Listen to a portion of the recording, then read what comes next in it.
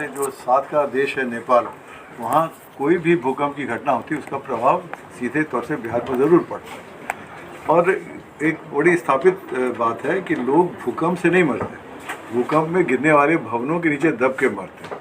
तो हमारा पूरा उद्देश्य एक ही होता है कि भवन न गिरे जिससे लोगों की मृत्यु कम से कम हो। हम भूकंप आने पर क्या किया जाए इसकी ट्रेनिंग तो बहुत दे देते हैं लोगों को, और आपको जान के बड़ा अच्छा लगेगा कि हमारी ट्रेनिंग के बाद बच्चे बहुत सारे बच्चे भूकंप में उन्होंने अपने आप को सुरक्षित रखा। घर गिर गया उनका, लेकिन वो एक मेज़ के नीचे एक छोटी लड़की अपने छोटे भाई बहन को पकड़ के उसके नीचे बैठी रही और वो सुरक्षित रही, उसने अपने 2 भाई बहनों को बचाया। तो वो तो हमने सुरक्षा सिखाई BSDMA की तरफ से सुरक्षित रहने के तरीके।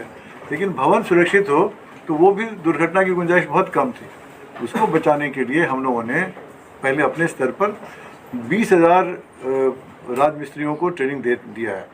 लेकिन हम चाहते हैं कि उनकी प्रतिभा और निखरे और ऊपर तक जाएं, ऐसा कार्य करें कि देश में दुनिया में उनके प्रतिभा का इस्तेमाल हो, व्यवहार हो।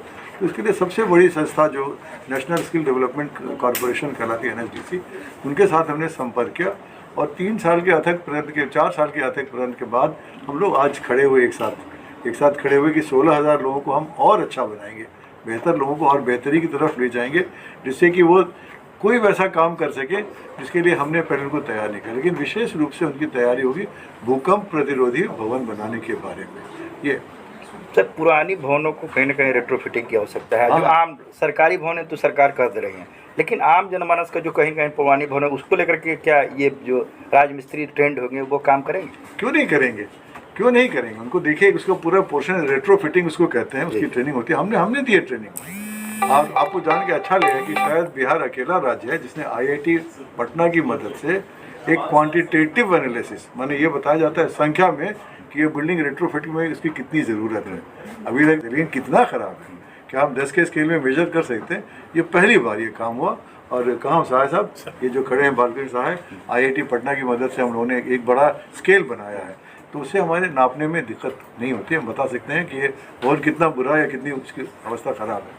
और रेट्रोफिटिंग एक इतना सहज तरीका है, और रेट्रोफिटिंग के लिए इतने नए मटेरियल अब आ गए हैं। जैसे एक रैपर मान लीजिए, एक चादर जैसी चीज़ है, उसको अगर आप खंभे के चारों तरफ लपेट देंगे तो उसकी शक्ति पुरानी जैसी करीब हो जाएगी।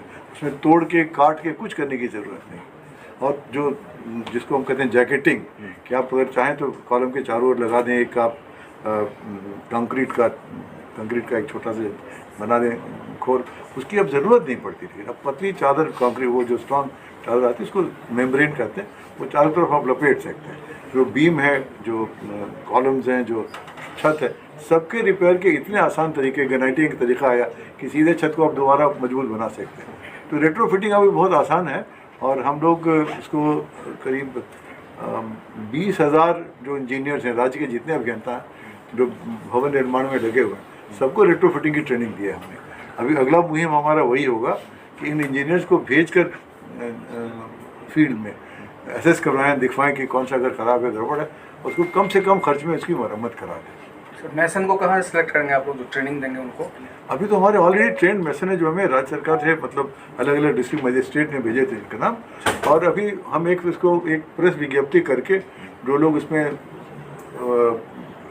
भाग लेना चाहते हैं, एक छोटी परीक्षा ज़रूर करेंगे। याद रखिए, हम यहाँ पर मैसन ट्रेनिंग कर रहे हैं, लेबर ट्रेनिंग नहीं कर रहे हैं। तो जिसके पास कम से कम थोड़ी सी प्रतिभा होगी, जिसका ज्ञान होगा और अनुभव होगा, उनका हम और आगे बढ़ाएंगे ज्ञान और अनुभव। शैक्षणिक योग्यता भी जरूरी होगी, क्वालिफिकेशन? शैक्षणिक योग्यता अच्छी होती है। देखो, पढ़े लिखे लोग बहुत सारी चीज़ें तो लिख के आती है ना, तो उसको अगर आप नहीं पढ़ सकते तो क्या करेंगे? हम एक किताब देते हैं उनको जिसमें सारी चीज़ें लिखी होती है, किसके बाद क्या करना।